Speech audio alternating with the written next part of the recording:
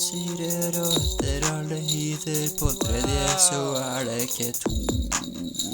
Den fjerde alkoholer, så etter og aminer, men de to de går hånd i hånd. På sjette kommer dobbeltbindingen, på sjuende kommer trippelbinding.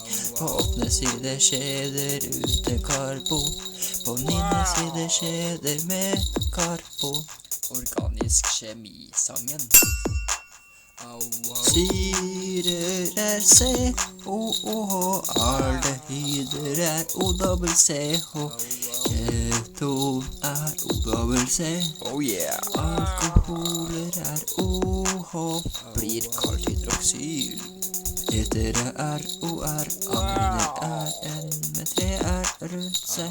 Resten sier seg selv mon tro, og polyering blir kalt syklon. Organisk kjemisangen. For å telle må du begynne med mett, deretter så kommer ett. Den blå propp, den kommer forbudt. 5 pett og 6 heks, hept og knondek. Organisk kjemisangen.